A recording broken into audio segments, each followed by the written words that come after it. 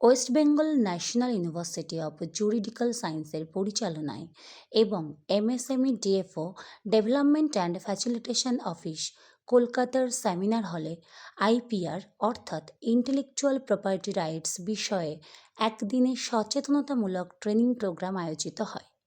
সারা রাজ্য থেকে প্রায় ৭০ জন উদ্যোগী এই সেমিনারে অংশগ্রহণের সুযোগ পান। চিফ গেস্ট হিসেবে উপস্থিত ছিলেন এমএসএমই ডিএফও কলকাতার director PK. Das. Special guest ও স্পিকার হিসেবে উপস্থিত ছিলেন doctor Hemant Kholsa, assistant registrar of trademark, GI ও কপিরাইট।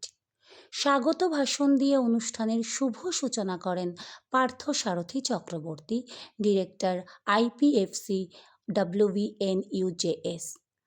উপস্থিত উদ্যোগীদের প্রশিক্ষণ দেন Sudip Pal, assistant director MSME DFO Kolkata. ক্ষুদ্র ও মাঝারি শিল্পের ব্র্যান্ডিংয়ের ভূমিকা নিয়ে গুরুত্বপূর্ণ সেশন করেন doctor Tapas Kumar De, chairman national chamber of cottage and small industry. পেটেন্টের প্রোটেকশন নিয়ে প্রশিক্ষণ দেন Arnab Bhattacharya, patent officer Kolkata. Trademark এবং ব্র্যান্ড প্রোটেকশন নিয়ে প্রশিক্ষণ দেন Sucharita Ghosh, IP attorney, IPFC WBNUJS। MSME ইন্ডাস্ট্রিতে আইপি এর ইম্প্যাক্ট নিয়ে সেশন নেন ডক্টর শান্তনু পান্ডা। শেষে অনুষ্ঠিত হয় প্রশ্নোত্তর পর্ব।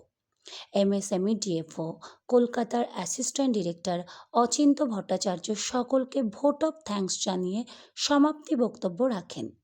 অবশেষে উপস্থিত সকল অংশগ্রহণকারীর হাতে সার্টিফিকেট তুলে দেওয়া হয়।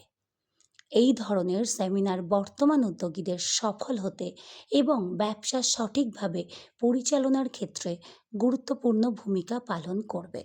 সংবাদ পাঠে বনানী মৃধা।